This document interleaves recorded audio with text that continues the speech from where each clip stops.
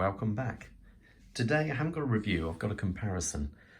There was a conversation happening on TZ UK where basically a gentleman was asking information about each watch. He'd whittled down the watch he wanted to these two models, which is a lucky position to be in, to be fair, and basically asking what people thought of each watch or how they found them.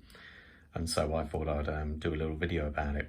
On the left here we have the Rolex SD4K reference number being 116600, and over here a watch which really needs no introduction, but we're going to give it one, the Alvi 50th anniversary, the reference number being 16610.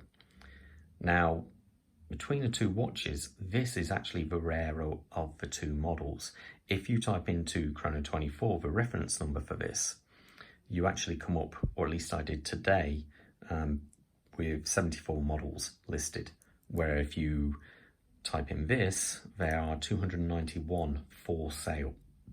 Now, this is by no surprise, really, because this was in production between 2014 and it ended sometime in 2017. So it actually has the shortest production run of any ceramic sports watch from Rolex, whereas the 50th anniversary ran about 2003 to coming on 2008-9ish, somewhere there. So obviously there are more of these for sale. Now, as they're in my hand, the big difference I can feel is this is a lot heavier. This weighs in, I think, around about 167 grams, this one 137. So it is definitely a heavier watch. And when you actually look at them side by side, you'll see why. If I turn them here, so you get the same side on view, this is a lot slimmer. In fact, it's 2mm slimmer than that one. The SD4K is a little over 15mm, which is actually quite a chunky watch. This one obviously at 13. On both watches, you can see that the sapphire crystal does stand proud.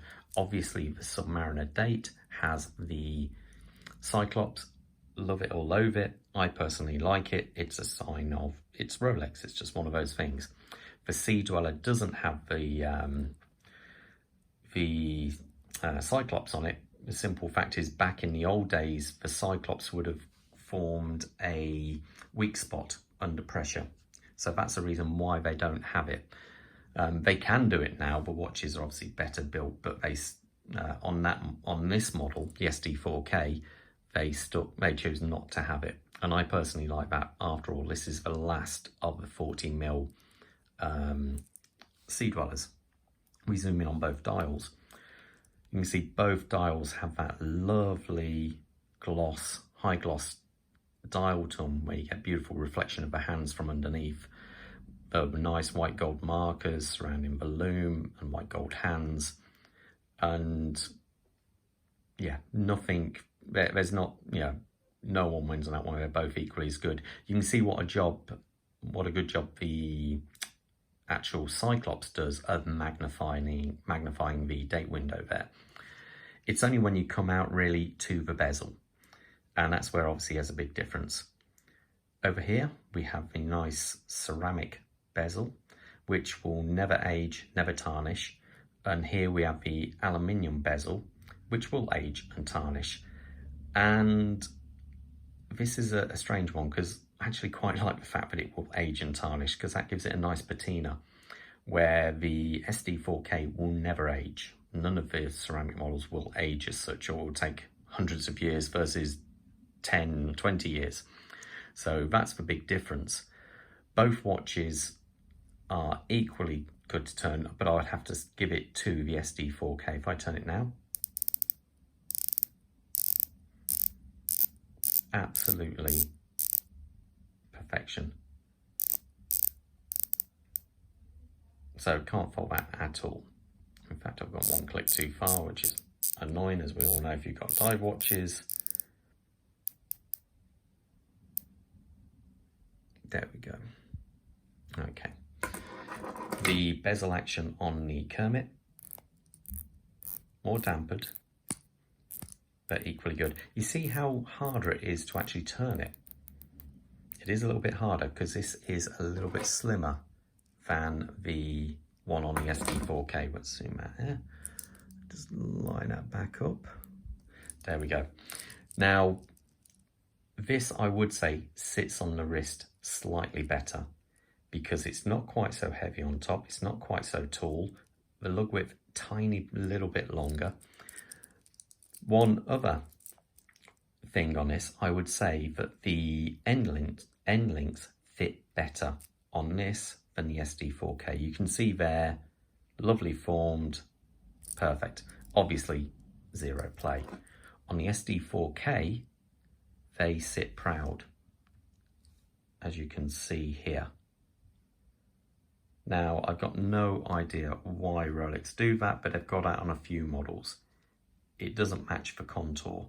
Now, I know the on the reviews of the Breitling Colt 41, which I've done as well, a lot of people criticise Breitling relentlessly over this, but no one mentions when Rolex does it.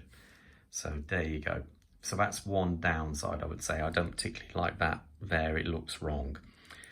Now, the bracelet, both have brushed bracelets, both 20mm. The difference is here, if I try and zoom in, you have a hollow link in the center. Not that you can really notice in any way. It doesn't feel loose. It feels perfectly solid. Whereas the SD4K is solid. So, yeah, if I do play there, the links don't touch. There's still, like there's about 0.5 millimeter between it. If I try that on the older bracelet, you can see the difference. They do touch. But it feels really solid, so I can't, you know, it technically is better on your one. This is a big difference, obviously. This one being, it's a 5-digit Rolex. What I mean by that is the serial number only has 5 digits in it. The SD4K has 6. Basically, this is an older model. So after the release of this watch, they then went over to 6 digits. Now this has the old-fashioned standard fold-over clasp, which is relatively cheap nowadays, very cheap, but it works perfectly. It does have a dive link extension, so if I press there, it releases it, and that's your dive link extension. Then press and in. If I press that again, there's actually a round circle where to press, and it releases. So perfectly functional, but press steel. Now this is where the SD4K simply blows it away. This clasp is just borderline perfection. Fold over link or milled, and you have a nice mechanism there which releases, milled, and you have the lovely guide lock which slides in and out like so. It is simply lovely. Can't fault that one. Absolutely perfect. I believe the increments between each one are about 2 millimeters, so it's easy to size. So there we go.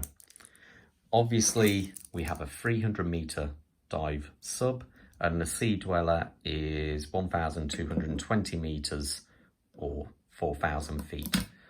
The lume on each watch is the older lume and new, but honestly, there's nothing between it. In some ways, I actually think this has got slightly better lume.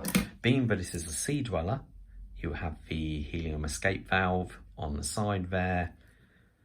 You do actually have writing on the back. I think there's only 2 models of Rolex which actually have writing on the back of them, and that is the Sea Dweller and the Milgas.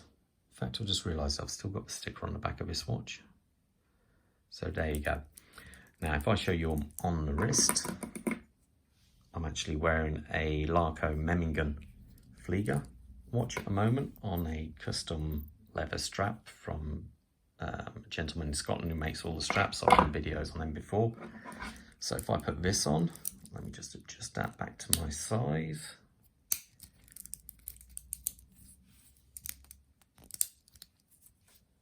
Now, sits really nice.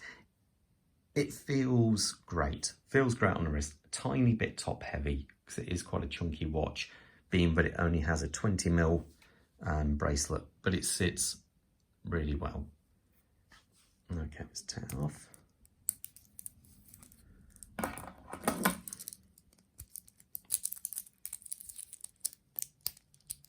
Now, where the SD4K sat really well, this just feels even better.